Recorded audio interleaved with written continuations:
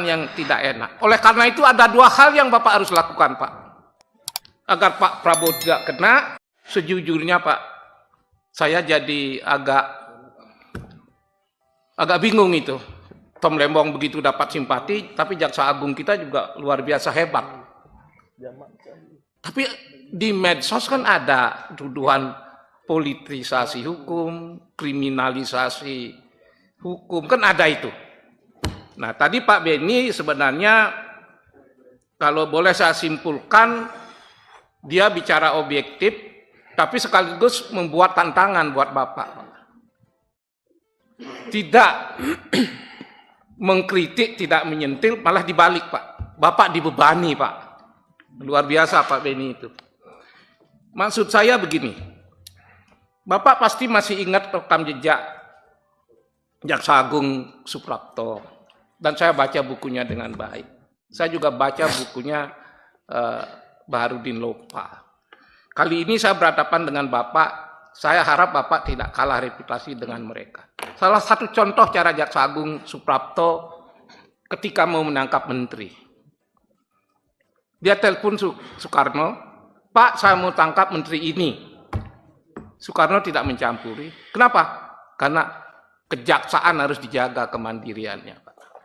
Dalam kaitan itu, saya yakin Bapak ingin menjaga kemandirian ini, dan karena itu kita yakinkan bahwa Pak Prabowo tidak ikut campur dalam kasus ini. Saya yakin seyakin-yakinnya. Kalau boleh saya bicara terbuka dan jujur, Ketua Komisi 3 terbata-bata menjelaskan bagaimana Pak Prabowo itu sama sekali tidak terlibat. Cuma di medsos sudah terlanjur hal ini membuat catatan yang tidak enak. Oleh karena itu ada dua hal yang Bapak harus lakukan, Pak. Agar Pak Prabowo tidak kena, nama Bapak juga terjaga.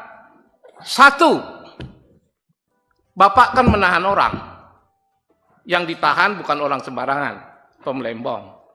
Kalau menahan itu kan harus ada dua alat bukti. Buka Pak alat buktinya Pak. Bapak jangan terlalu irit bicara begini, sementara medsos bicara luar biasa banyak. Kedua, kan Bapak lebih tahu dari saya, Pak. Kalau yang namanya perkara korupsi, tindak pidana korupsi, pasal korupsi itu kan ada unsur-unsurnya. Jadi Bapak tidak hanya perlu menjelaskan dua alat bukti ke masyarakat, jelaskan unsur-unsurnya bahwa memang betul-betul itu terbukti.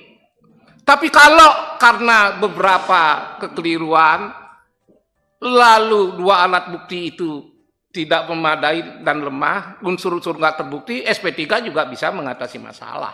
Karena undang-undang membolehkan itu, Pak.